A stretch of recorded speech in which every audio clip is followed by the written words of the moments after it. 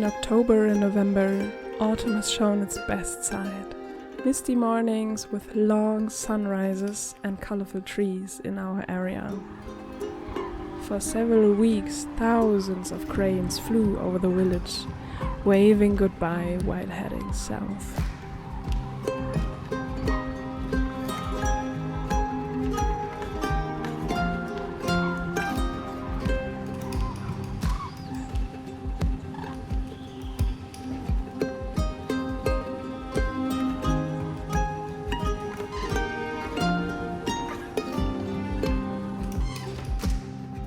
Driving into the Eifel, the mountain range close to our home, colorful forests awaited us.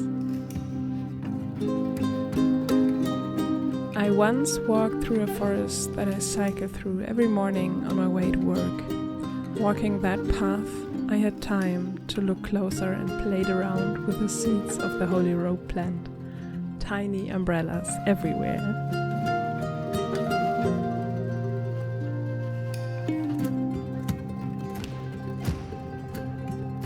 It's been mushroom season at its peak, and I found them all over the place, in every shade and color. This year, I was looking for the smallest I could find in the spruce forest. They grow on fallen cones and are just so cute. I was looking for them for years, but I've only found 1 or 2 last year for the first time. But this year, I found them under nearly every tree, growing whimsically out of cones and moss on the ground.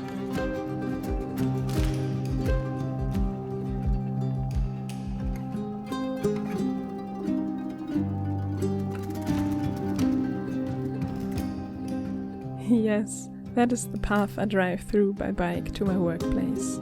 I love it. I didn't know it before. It was a patient of mine who told me about it. I think it is so nice to get to know the area you live in more and more over the years. And driving this path is such a good start into the day.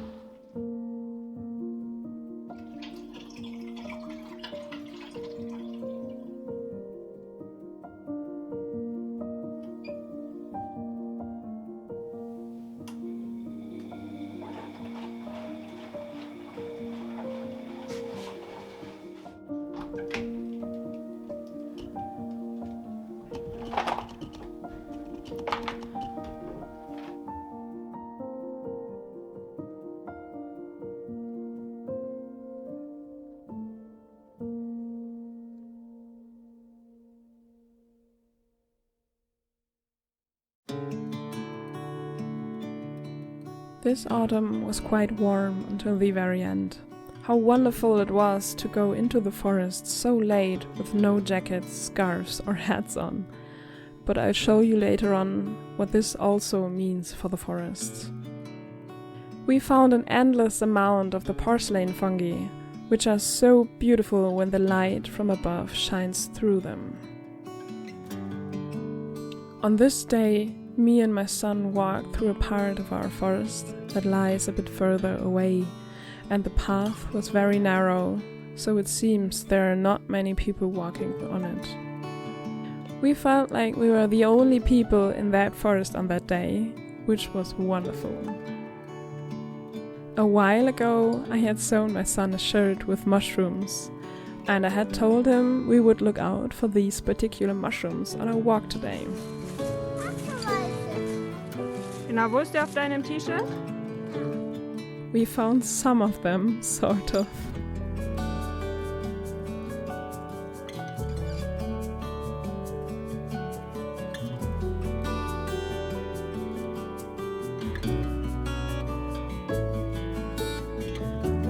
I also made this paperboat for him, and I was sure he could sail it on the little stream that is running through that part of the forest. But unfortunately, we couldn't find any water. We found the stones and rocks in the riverbed, covered with only leaves. Back in August, we had already experienced that for the first time, but I thought the weeks of rain in September would have brought the water back to this place. As this wasn't the case, my son played happily in the dry riverbed for a while. This is something I myself can't remember from my childhood, and I really hope that this will be the only year this happens.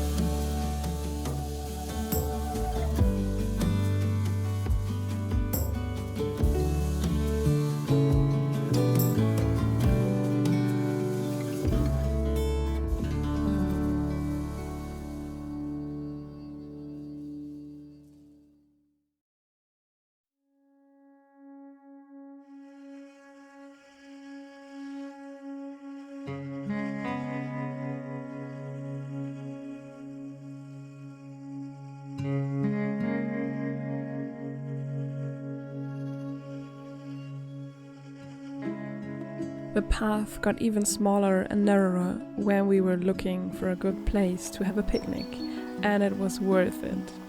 We found a place between spruce trees and on a mossy ground, and when we sat there for a while, something magical happened. A raven passed by.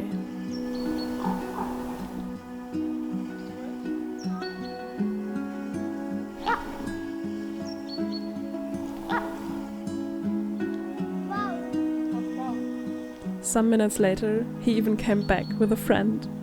You must know that ravens haven't been seen here for decades, so we only got to know them when we went on the holidays to the Alps, the Black Forest or Scandinavia.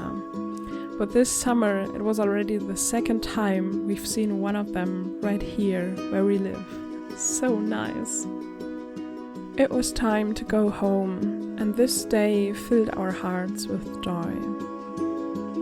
I can only make a guess, but I think my son was thankful for a place with so much space to be able to run freely. And I myself, I was thankful for this last warm day outside. And for the two ravens, of course. Thank you for watching.